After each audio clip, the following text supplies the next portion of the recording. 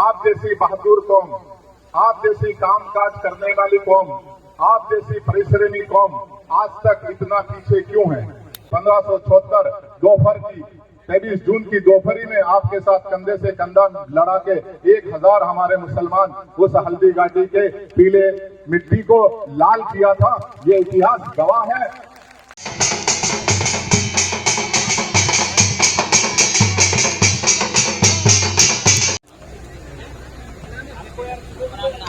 भील प्रदेश के तमाम आदिवासी भाइयों और दूसरे समाज के लोगों, आप सभी को इसी भील प्रदेश के मुस्लिम समाज की तरफ से जोहार सलाम।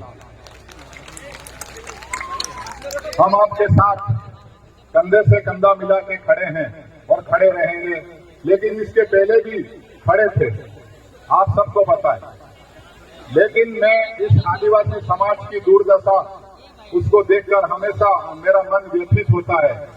तो मैंने एक निष्कर्ष निकाला, इस नतीजे पे पहुंचा कि आप जैसी बहादुर कौम, आप जैसी कामकाज करने वाली कौम, आप जैसी परिश्रमी कौम आज तक इतना पीछे क्यों है।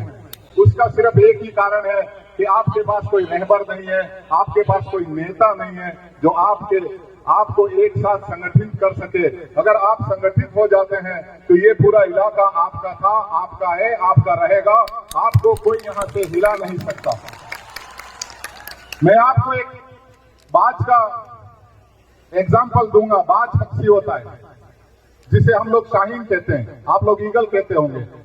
उसके कंधे पे एक रेवेन नाम का छोटा सा पक्षी बैठ जाता है। वो बाज उसके साथ लड़ाई झगड़ा नहीं करता है, वो बाज अपनी उड़ान को ऊपर उठाता है और जैसे जैसे उसकी उड़ान ऊपर उठती है वैसे वैसे ऑक्सीजन लेवल कम होता जाता है। वो रेवन पक्षी अपने आप ही वहां से कूद जाता है, अपनी जान बचा के भाग जाता है। इसी तरह से आप लोग भी अपनी उड़ान को ऊंची उठाओ और इतनी ऊंची उठाओ कि जो लोग आपको गिराना चाहते हैं, जो लोग आपको धोखा देना चाहते हैं, वो खुद ही भाग खड़े हों। तो इसके लिए सबसे पहले आपको शिक्षा पे जोर देना पड़ेगा, क्योंकि आप लोग सिर्फ एक जगह पिछड़ गए। आप शिक्षित परिवार बहुत कम है आप में। पुराने जमाने में तो कोई पढ़ता ही नहीं था। आजकल भी जो पढ़ते हैं वो सरकारी स्कूलों में पढ़ते हैं और सरकारी स्कूलों की हालत आपको पता है। या तो इस पूरे भील प्रदेश की जब भी आप मांग करो, सबसे पहली मांग करो कि यहाँ से जो प्राइवेट स्कूल हैं उन स्कूलों को आप लोग खत्म करो। जब तक आप सरकारी स्कूलों नहीं करोगे आपका भला होने वाला नहीं है, क्योंकि आपकी हैसियत, आपके पास इतना धन नहीं है कि आप प्राइवेट स्कूलों में जाके पढ़ाई कर सकें।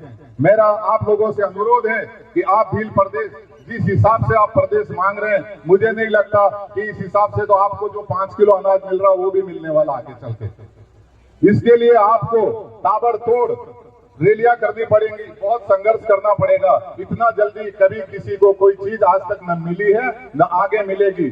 और हमने, अगर हम मुसलमानों की बात करें तो हमने इस प्रदेश को, इस क्षेत्र को बचाने के लिए 1576 दोपहर की 23 जून की दोपहरी में आपके साथ कंधे से कंधा लड़ा के 1000 हमारे मुसलमान उस हल्दी घाटी के पीले मिट्टी को लाल किया था। ये इतिहास गवाह है।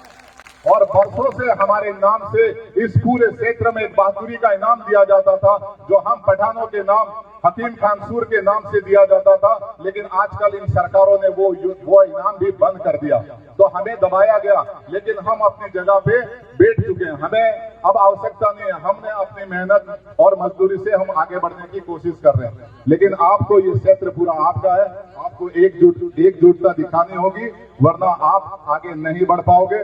मैं 4 शब्द कहूंगा जो हमेशा कहता हूं, न हम सफर न किसी हम नसी से निकलेगा, न हम सफर न किसी हम नसी से निकलेगा। ये हमारे पांव का कांटा है, हम ही से निकलेगा। ये जो तकलीफें हैं, ये जो दुख है, ये आपके हैं। आपकी मेहनत से ये खत्म होगा, आपकी एकजुटता से खत्म होगा।